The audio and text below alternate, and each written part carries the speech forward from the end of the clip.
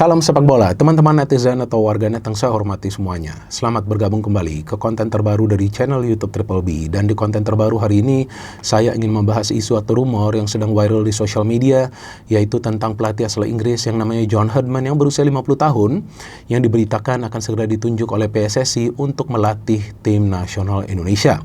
Dan jika teman-teman masih ingat bahwa di sebuah konferensi pers yang digelar PSSI beberapa waktu yang lalu, ada salah satu anggota Exco dari PSSI yang namanya Henry Irawan mengatakan bahwa pekan depan akan ada kabar tentang pelatih baru dari tim nasional Indonesia, dan nama pelatih baru tersebut tidak jauh berbeda dari nama yang sedang dirumorkan, yang kita tahu ada dua kandidat pelatih tim nasional Indonesia.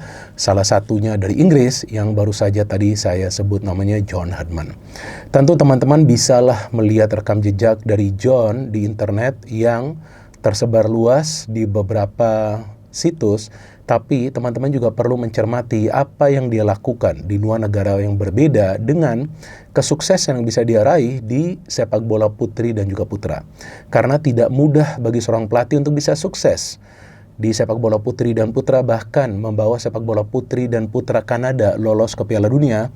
Dan ketika dia menangani sepak bola putra Kanada, dia bisa membuat sebuah terobosan yang luar biasa dengan membawa Kanada lolos ke Piala Dunia setelah 36 tahun absen, dan juga Kanada bisa mencetak gol pertama mereka di Piala Dunia tahun 2022 melalui pemain muda yang namanya Alphonso Davies, yang jika saya tidak salah pada saat itu usianya 19 tahun.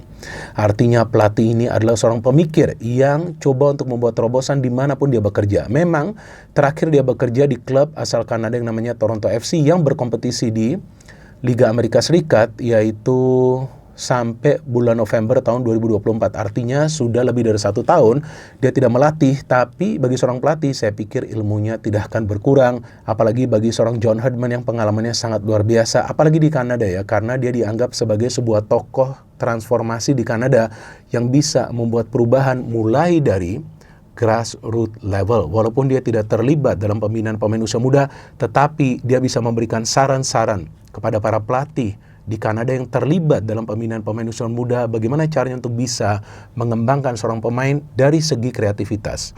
Jadi dia adalah pelatih yang mementingkan bagaimana timnya bisa bermain mengandalkan kreativitas. Jadi bukan mengandalkan kick and rush seperti yang biasa dulu kita tahu diandalkan oleh pelatih-pelatih asal Inggris, tapi mengandalkan visi.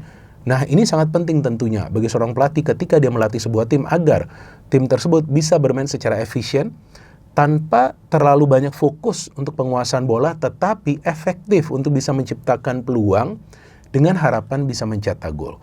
Karena jika teman-teman pernah menonton permainan dari timnas Kanada putra yang lolos ke Piala Dunia tahun 2022 lalu, maka teman-teman bisa melihat bahwa timnas Kanada pada saat itu bermain dengan intensitas yang tinggi, mengandalkan beberapa pemain muda dan juga beberapa pemain senior. Itu dikombinasikan di timnas Kanada pada saat itu. Nah, saya agak seret ngomongnya karena tenggorokan saya lagi kering. Kena lagi nih saya radang tenggorokan. Jadi pada saat itu dia bisa mengkombinasikan para pemain senior dengan para pemain muda agar membentuk tim yang solid. Jadi berarti ini pelatih mementingkan bagaimana pemain yang dia pilih itu bisa bermain menjalankan game plan dengan bermain tempo tinggi. Dan salah satu kelebihan dari John Herdman ini, dia adalah pelatih yang adaptif. Artinya dia akan memakai strategi atau taktik, bahkan formasi yang berbeda tergantung lawan yang dihadapi. Nah, ini teman-teman bisa mempelajarilah di internet dengan melihatlah statistik dari pertandingan-pertandingan Kanada, di mana ada sebuah fase pada saat itu Kanada tidak terkalahkan selama 17 pertandingan ketika dilatih oleh John Herdman. Dan juga dia adalah pelatih yang bisa memakai formasi yang menyerang dan juga formasi yang pragmatis. Berarti memang ini adalah pelatih yang fleksibel dan pelatih yang bersama tentunya tim analisnya mempelajari kekuatan dan tentunya kekurangan dari tim lawan, dan juga coba untuk membenahi kekurangan dari timnya.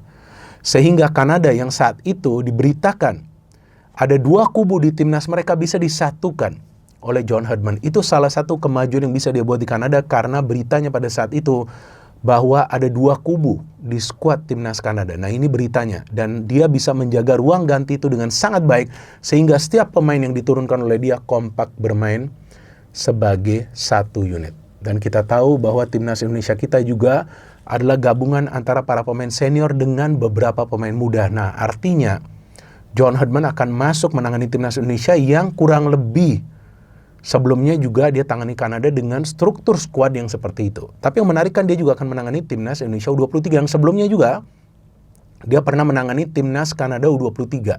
Karena seperti yang tadi saya katakan, dia fokus pada pembinaan pemain usia muda juga, sebab dia sempat menjadi dirtek untuk timnas putranya. Nah, jadi di sana tuh dia bisa menjelaskan kepada pelatih-pelatih lokal di sana bagaimana caranya untuk develop pemain, bagaimana caranya para pemain itu diminta atau dituntut untuk tidak banyak berlari, tetapi lebih banyak passing. Nah, itu juga yang sebetulnya yang ingin kita lihat dari permainan timnas Indonesia kita. Dan memang kita tahu bahwa pelatih-pelatih asal Inggris ini kan kurang sukses ya di level internasional. Tapi saya pikir John Herdman ini adalah pelatih yang merintis karirnya dari level paling rendah. Dan dia juga bisa membuktikan bahwa dengan skema yang dia pakai itu sukses bukan saja di timnas putri tetapi juga di timnas putra. Berarti apa? Bahwa pelatih ini adalah visioner dan pelatih ini punya program yang bisa dia jalankan agar para pemain itu bisa memahami strategi atau tentu taktiknya. Kalau strategi itu kan ya tentu adalah strategi menyerang, tapi di Piala Dunia ketika Kanada tuh bermain di pertandingan pertama lawan Belgia, kalau nggak salah mereka berani bermain menyerang. Dan kemudian memang mereka kalah 1-0 lawan Kroasia, mereka bermain menyerang, mereka kalah juga 4-1. Tapi melawan Maroko mereka bermain defend and counter. Walaupun mereka kalah, tapi banyak yang terkesan dengan permainan Kanada yang pada saat itu sudah lama tidak bermain di Piala Dunia. Nah, tentu teman-teman penasaran, bisa gak nih pelatih sukses? Kenapa tidak bisa sukses? Tapi, apakah kita bisa bersabar atau tidak?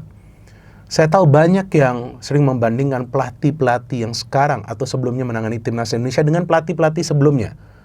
Baik mulai dari Shin Tae-yong, Luis Mia, dan juga tentunya Alfred Riedel, bahkan sampai Hank Willems. Tapi yang perlu kita pahami bahwa siapapun pelatih yang nanti akan ditunjuk untuk melatih timnas Indonesia, kalau menurut saya sih pilihannya ini akan jatuh ke John Herdman. Ini feeling saya sih, kayaknya ke John Herdman.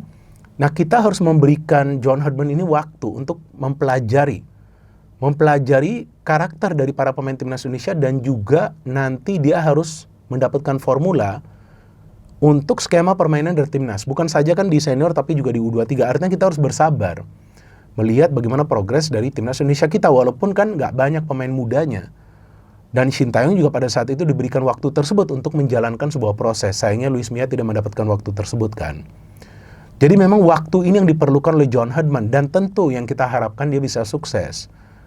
Jadi ketika saya berbicara soal waktu, jangan sampai nanti di FIFA Matchday, timnas kalah atau mainnya masih berantakan, kita sudah teriak-teriak out. Memang beberapa di antara kalian nggak akan paham soal ini, tapi sudah harus memahami bahwa kalau mau sepak bola atau timnas kita ini maju ya, timnas kita ini maju kan dia kan pelatih timnas, ya kita harus memberikan pelatih ini waktu yang lama. Menurut saya bukan 1 tahun, tapi 2 tahun.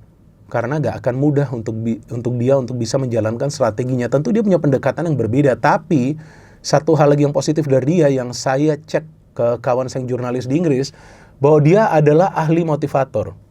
Jadi dia pintar sekali untuk bisa menyemangati para pemain, dan juga secara personal itu dekat sekali dengan para pemain timnas. Ini lebih bagus lagi kalau dia bisa melakukan pendekatan yang smooth ya, atau pendekatan yang mulus, agar para pemain kita tuh confident di setiap pertandingan. Jadi ketika kita punya pelatih yang bisa memotivasi para pemain, nah itu juga bisa menutupi kekurangan mereka di atas lapangan nanti.